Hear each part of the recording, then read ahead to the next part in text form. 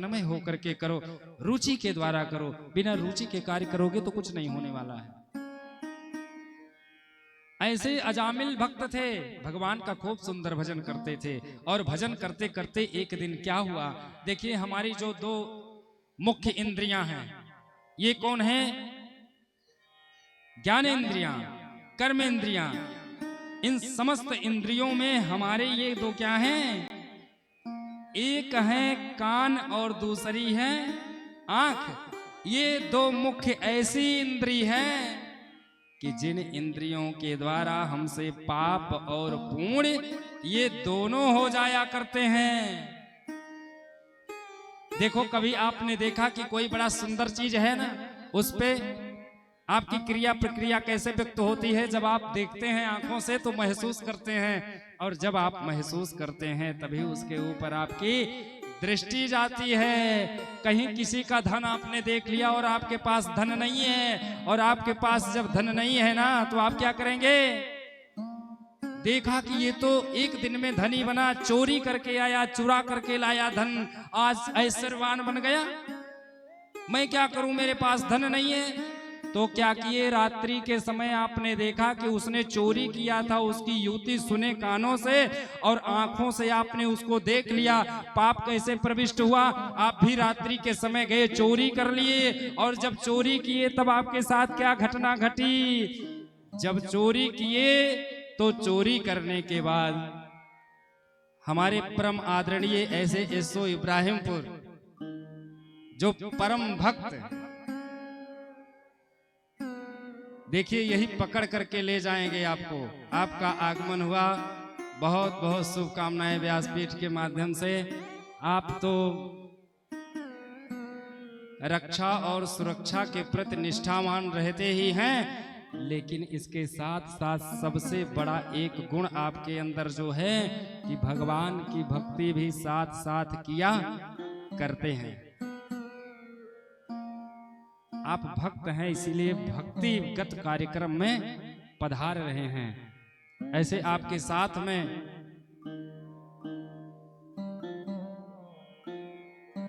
जो हमारे इंचार्ज साहब हैं, शिव कुमार सिंह जी, आदरणीय विनीत जी भी आए हुए हैं। देखिए इनके सहयोगी हैं सारे लोग। देखिए आप के ऐसे यज्ञ में आए हैं, और कितना सुंदर है कि प्रसंग भी चल रहा था कि अगर आप चोरी करोगे तो कौन पकड़ करके ले जाएंगे? पकड़ करके यही एसओ साहब ले जाएंगे। फिर आपको क्या देंगे?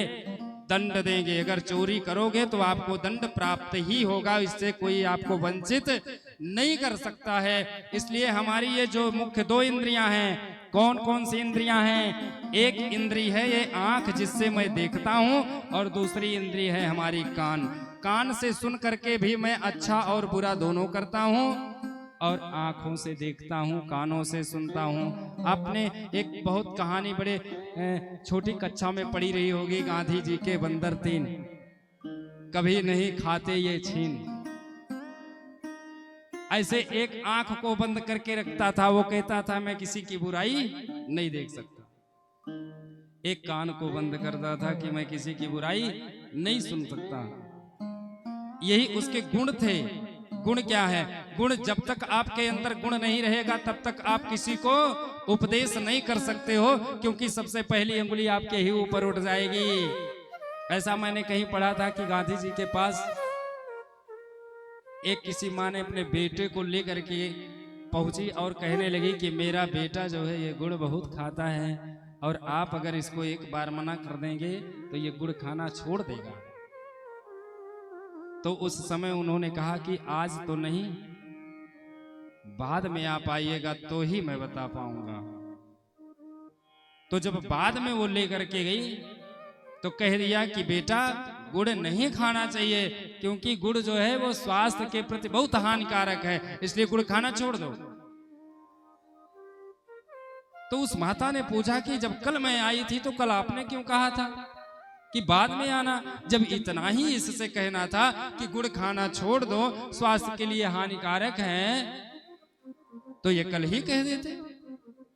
तब उन्होंने कहा कि मैया बात ऐसी है ना कि कल तक गुड़ मैं भी खाता था, और आज मैंने गुड़ छोड़ दिया है, इसलिए इसको कह रहा हूं कि गुड़ खाना जो है ये स्वास्थ्य के लिए अच्छा नहीं है। इसलिए पहले अपनी बुराइयों को आप त्यागोगे ना, तभी किसी को उपदेश कर सकते हो, नहीं तो ये आपका साहस ही आपको गवारा नहीं करेगा।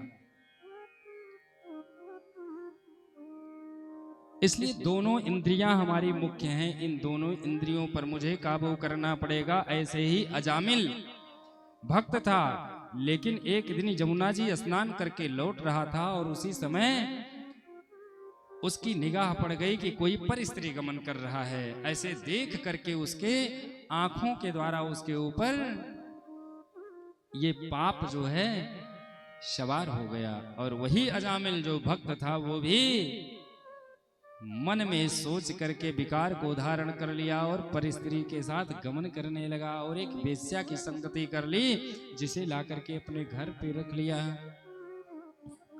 देखिए वही भक्त क्या हो गया, अपराधी बन गया, अपराध कर गया, आज पापी बन गया। जो पुण्यात्मा था वो पाप कर्म करने लगा। आज ऐसे कुछ संत जनों का जाना हुआ और संत जन जाते जाते जब देखा कि वाह रे अजामिल जो भक्त था वो पाप में रत हो गया है, उसके घर का जल तो पिया, लेकिन सोचने लगे कि इसका कल्याण कैसे होगा। एक संत जो होता है उसका हृदय बहुत द्रवित होता है, क्योंकि आपने अभी मानस की कथा आती है, लेकिन भागवत में स्पर्श मात्र है, हम सुनाएंगे नहीं आपको, क्योंकि सुखदेव जी ने कहा था कि स्पर्श मात्र है। इसलिए कभी कभी राम कथा हम गाने लग जाते हैं, 3 घंटे यूं ही गुजर जाते हैं और भागवत हो गई। इसलिए जितना है उतना ही सुनाएंगे, लेकिन बीच बीच में तो प्रसंग मानस के बहुत हम बोलते रहते हैं। जिस समय वैदेही जी देखिए राम जी श्रृंगार कर रहे थे और सीता मैया बैठी थी कहां पे, चित्रकूट में। जयंत इंद्र का दुष्ट पुत्र जयंत्र ने देखा कि यही राम जी हैं जो सीता जी के केसों में गजरे को सजा रहे हैं, ये ब्रह्म है। परीक्षा लेते हैं चल करके, वही जयंत आया और माता के चरणों में चोंच मार करके भगा। राम जी ने भी फर का बाण कुसा का उठा करके मार दिया ब्रह्मास्त्र, जयंत का पीछा कर लिया। जयंत इधर उधर भागने लगा, ब्रह्मा जी के पास गया, शिव जी के पास गया, तीनों लोकों में भ्रमण कर रहा, कोई बचाने वाला जयंत को नहीं है। लेकिन एक संत ने देखा, देखा नारद विकल जयंता, देखा नारद विकल जयंता, देखा नारद विकल जयंता, देखा नारद विकल जयंता, लागी दया को मलचित संता, लागी दया को मलचित संता। ऐसे द्रवित हो जाता है संत का हृदय जो होता है। ऐसे किसी कवि ने लिख दिया था ना कि संत हृदय नवनीत समाना। तुलसी बाबा ने कहा कि मूर्ख, ये गलत है। नवनीत का मतलब क्या होता है, मक्खन होता है, मक्खन कितना नरम होता है, लेकिन नहीं, संत का हृदय नवनीत नहीं होता, क्योंकि उस मक्खन को आपको घी बनाने के लिए क्या करना पड़ता है, पिघलाना पड़ता है ना। और उसका स्वरूप क्या होता है, एक बार वो ठंडी के मौसम में जम भी जाया करता है, लेकिन संत का हृदय कभी जमता नहीं। इसलिए संत का हृदय नवनीत के समान नहीं होता है। जो परिताप, दूसरे के ताप को देख करके जो द्रवित हो जाए, वो कैसा हृदय है, वो संत का। इसलिए आज नारद जी ने देखा, वाह जयंत ने क्या किया, जयंत ने बहुत गड़बड़ काम कर दिया। लेकिन उसको बचाने के लिए जब कोई नहीं आया तो नारद जी आकर के उपदेश दे दिए, अरे मूर्ख, तुझे कोई नहीं बचा सकता है, क्योंकि तूने तो कालों के काल से द्वेष ले लिया है। जो महाकाल है उसके आगे किसी की चलने वाली नहीं है। इसलिए अगर तू बचना चाहता है ना, तो जा उन्हीं राम जी की शरणागति ले ले। मानस में राम जी ने कहा कि व्यक्ति कितना भी अधम हो जाए लेकिन वो एक बार आ करके हमारी शरणागति ले ले और हमसे कह दे कि हे राम जी मैं आपका हूँ, ये सर्वस्व आपका है, तो मैं उसे अभय कर देता हूँ। इसलिए जाओ। और जैसे ही उपदेश दिया वही जयंत आकर के भगवान की शरणागति प्राप्त किया, भगवान के चरणों में गिर करके रोने लगा कि प्रभु मुझसे अपराध हो गया। तो भगवान ने उस जयंत को भी क्षमा कर दिया। इसलिए बचाने वाला कौन है? एक संत। देखिए एक संत जीवन में आकर के किसी को भी अभय कर सकता है। जहां आपको ज्ञान मिल रहा है, विवेक मिल रहा है, संगति प्राप्त हो रही है, ऐसे वो संत जन अजामिल के घर से गुजरे। इन संतों ने अजामिल को सिर्फ एक ही चीज कहा, अजामिल से दक्षिणा मांगी, अजामिल मुझे दक्षिणा दो। अजामिल ने कहा कि वाह, मुझसे और दक्षिणा की कामना, अरे शुक्र यह है कि आप बचे हैं, नहीं तो आपके ये जो सर है ना, ये धड़ से ही अलग हो जाते तो दक्षिणा किस जेब में आप रखते हैं, इसलिए सीधे चले जाओ। लेकिन संतों ने कहा नहीं। उनकी पत्नी ने कहा कि आप मांगिए, क्या दक्षिणा में क्या चाहिए? संतों ने कहा कि अजामिल मुझे कुछ नहीं चाहिए, लेकिन तुम्हारे घर में जो पुत्र हो ना, उसका सिर्फ नाम नारायण रख देना, बस यही मेरी दक्षिणा है। और अजामिल ने सिर्फ पुत्र का नाम नारायण रख दिया। और मरते वक्त याद किसकी आई? पुत्र की। पुत्र को नारायण नारायण करते हुए अजामिल जब मरने लगा तो उस समय कर्म अच्छे नहीं थे, पाप किया था, इसलिए दूत आए थे। किसके दूत आए थे? उस समय दूत आए थे यम के। लेकिन जब नारायण का नाम सुना तो नारायण ने अपने पार्षदों को भेजा, उनको धक्के मार के निकाल दिए। और नारायण के पार्षद अजामिल को सम्मान लेकर के गए। तो क्या है, ये एक क्षण का, सिर्फ एक क्षण का सत्संग जीवन को संवार देता है। सिर्फ नारायण राम पुत्र का रख देने से ही कल्याण हो गया। इसीलिए हमारे घर में जो नाम रखे जाते हैं अच्छे रखने चाहिए। पहले हमारे पूर्वज लोग क्यों सरकार ऐसे ही रखते थे ना, किसी का नाम कृष्ण हो गया, किसी का नाम नारायण हो गया, किसी का नाम रामदास हो गया, किसी का नाम ऐसे भगवान से मिलता जुलता नाम। सब ये महती कृपा है प्रभु की। इसलिए आज के तो नाम ही बिगड़ गए हैं। देखिए कथा जो है आपको क्या दे रही? शिक्षा दे रही है।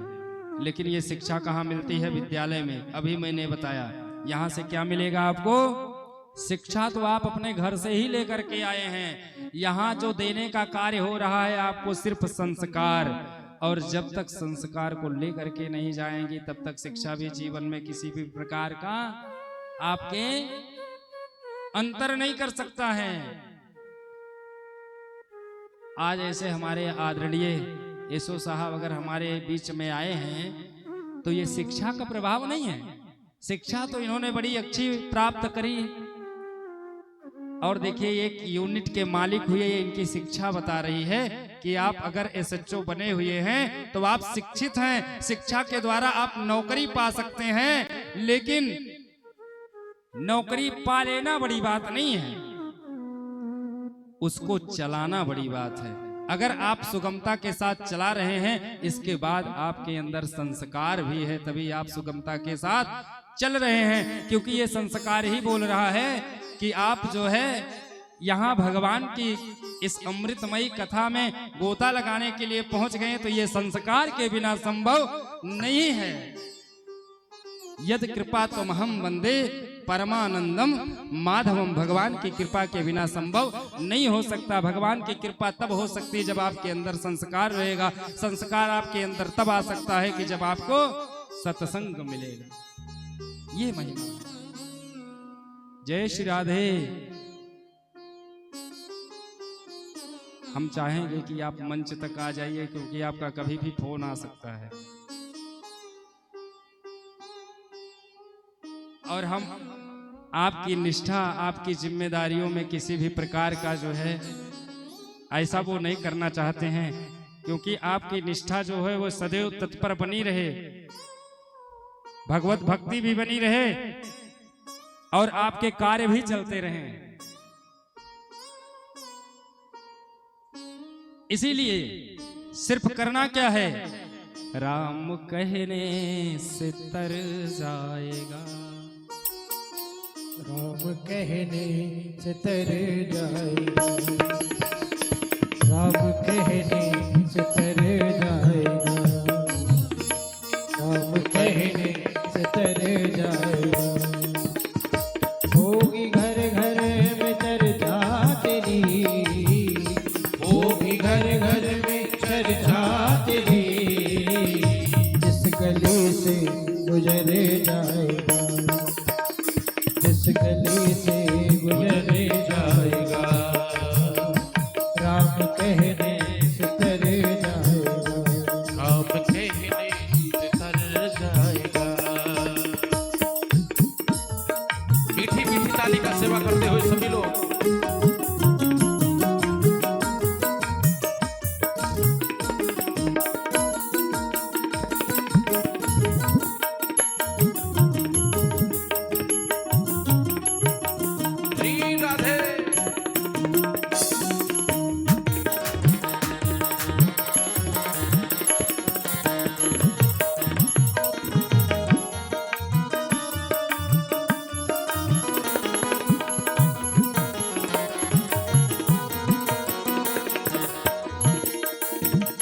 बड़ी मुश्किल से नर्तन मिला, बड़ी मुश्किल से नर्तन मिला, बड़ी मुश्किल से नर्तन मिला, बड़ी मुश्किल से नर्तन मिला। कल न जाने किधर जाएगा, कल न जाने किधर जाएगा, राम कहने से तर जाएगा, राम कहने से तर जाएगा। दोनों हाथ को उठाकर ताली का सेवा करते हैं सभी लोग। श्री राधे।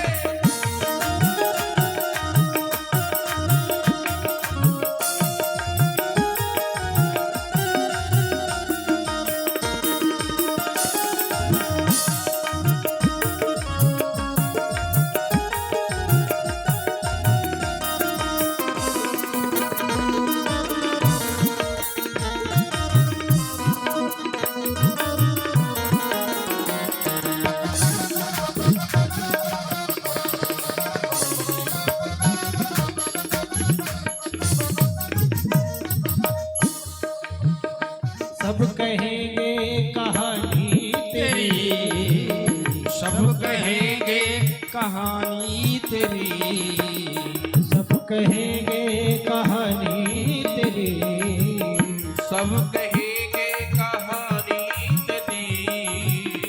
जिस गली से गुजर जाएगा, जिस गली से गुजर जाएगा, राम कहने से तर जाएगा, राम कहने से तर जाएगा।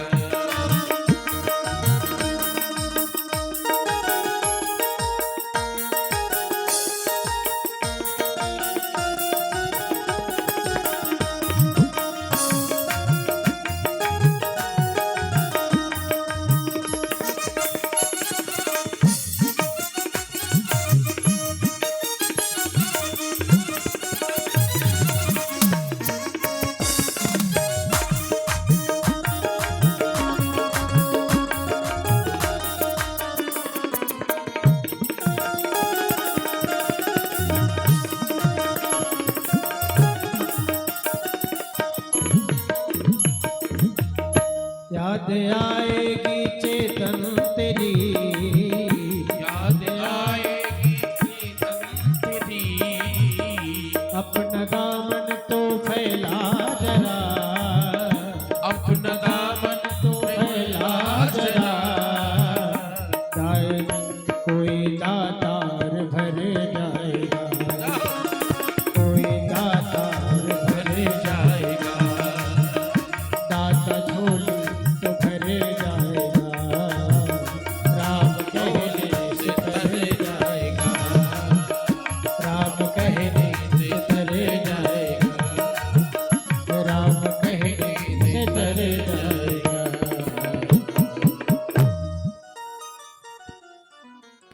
ऐसे जैसे अजामिल तर गया।